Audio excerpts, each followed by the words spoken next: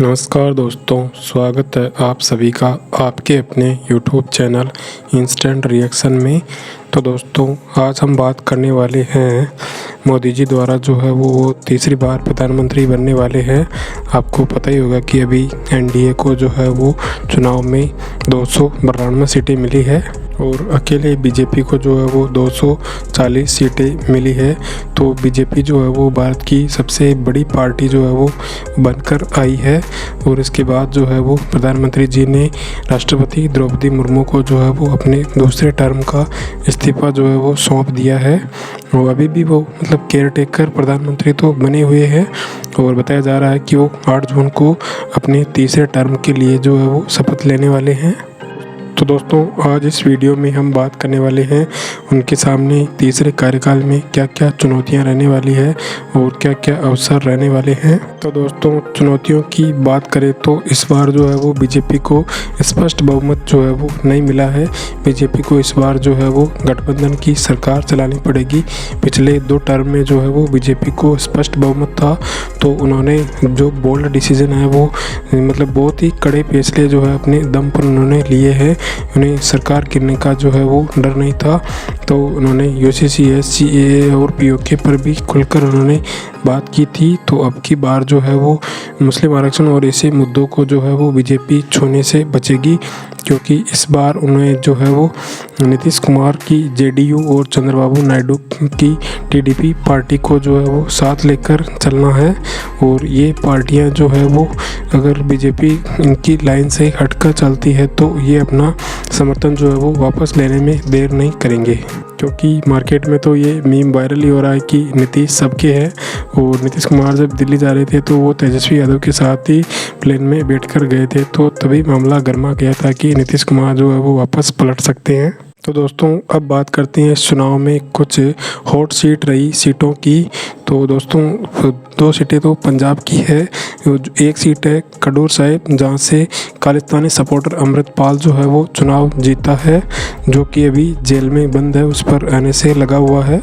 आपको पता ही होगा कि इसने 1.5 साल पहले जो है वो पंजाब के एक थाने पर हमला किया था और वहाँ से अपने समर्थक को कुछ को जो है वो छुड़ा कर ले गया था। और इसने जो है वो खालिस्तान का ये खुला सपोर्ट करता है। तो कौन है अमृतपाल, आइए हम जानते हैं। आपको पता ही होगा कि दिल्ली पर लाल किले पर जब हिंसा हुई थी तो इसका साथी था दीप सिद्धू, जो कि वो मारा गया था कुछ दिन पहले ही। तो दीप सिद्धू जो है वो वारिस पंजाब दे एक संगठन है उसका मुखिया था।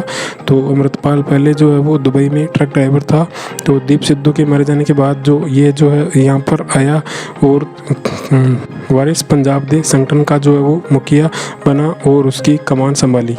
और इसने जेल से ही जो है वो चुनाव लड़ने के लिए अपील की, तो इसे चुनाव लड़ने दिया गया। और इसका प्रचार जो है उसके दोस्तों और इसके माता पिता ने ही किया। इसके माता पिता ने बताया कि उनका बेटा निर्दोष है और उसने तो जो है वो पंजाब के युवाओं को नशे से दूर करने के लिए काम किया।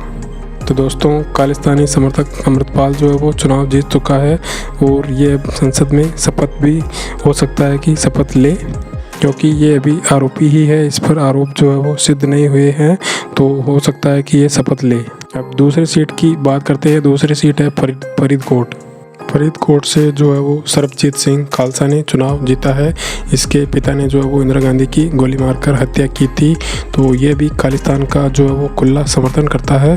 तो इस बार इसने भी जो है वो बीजेपी के हंसराज हंस और आम आदमी पार्टी के प्रत्याशी को जो है वो फरीदकोट में हराया है और ये भी वहाँ पर जो है वो लोकसभा का चुनाव जीतने में सफल हुआ है। अब तीसरी हॉट सीट की बात करते हैं। तीसरी हॉट सीट है जम्मू कश्मीर की बारामूला। वहाँ से जो है वो इंजीनियर राशिद शेख ने चुनाव जीता है। इसने जो है वो उमर अब्दुल्ला को जो है वो चुनाव में हराया है। यह भी अभी जेल में बंद है, इस पर जो है वो यूएपीए लगा हुआ है और इसने भी जो है वहाँ पर चुनाव जीता था। इस पर टेरर फंडिंग के जो है वो आरोप लगे हुए हैं। अब चौथी हॉट सीट की बात करते हैं। चौथी हॉट सीट है अयोध्या।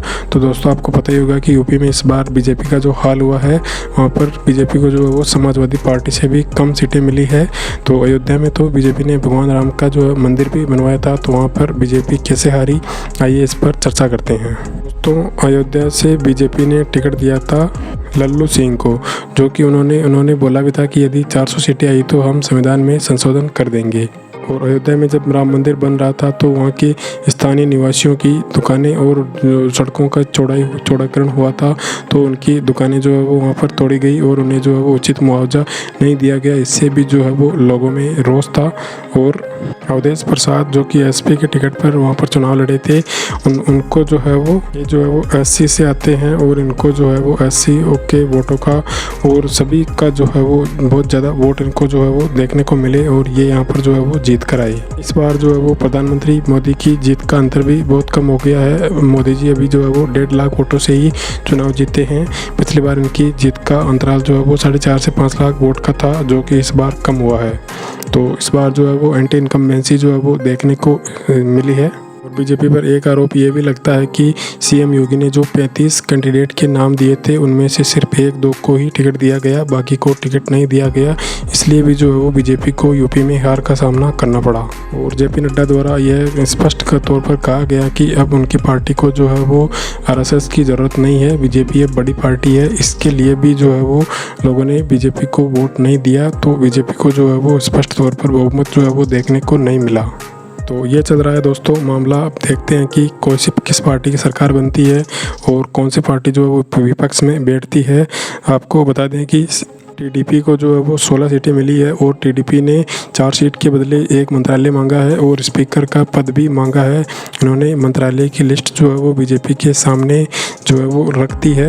इसी तरह से नीतीश कुमार ने भी जो है वो 3 मंत्रालय मांगे हैं और बिहार के लिए स्पेशल राज्य का दर्जा मांगा है। और चंद्रबाबू नायडू भी आंध्र प्रदेश के लिए स्पेशल स्टेटस की मांग जो है वो लगातार करते आ रहे हैं। चंद्रबाबू नायडू का कहना है कि जब आंध्र प्रदेश और तेलंगाना अलग हुए थे तो आंध्र प्रदेश की राजधानी हैदराबाद जो है वो तेलंगाना में चला गया। इन्हें जो है वो अमरावती को डेवलप करने के लिए स्पेशल स्टेटस की मांग जो है वो की है। इसी तरह से बिहार भी है वो बहुत लंबे समय से स्पेशल स्टेटस की मांग करता आ रहा है, क्योंकि वहाँ पर भी जो है वो ज़्यादा रिसोर्सेज जो है वो झारखंड में चले गए थे। दोस्तों स्पेशल स्टेटस में क्या होता है कि केंद्र सरकार द्वारा जो है वो राज्य को ज़्यादा फंड दिया जाता है और 90% फंड जो है वो अधिक दिया जाता है और 10% फंड जो है वो बिना ब्याज के ही दिया जाता है, वो उनको चुकाना होता है। इस तरह से जो ये सब फंड की लड़ाई है। तो ये चल रहा है दोस्तों मामला। आशा करते हैं कि ये वीडियो आपको अच्छा लगा होगा। यदि वीडियो अच्छा लगा हो तो वीडियो को लाइक करें, कमेंट करें, शेयर करें और इस चैनल को सब्सक्राइब ज़रूर करें। धन्यवाद दोस्तों। जय हिंद।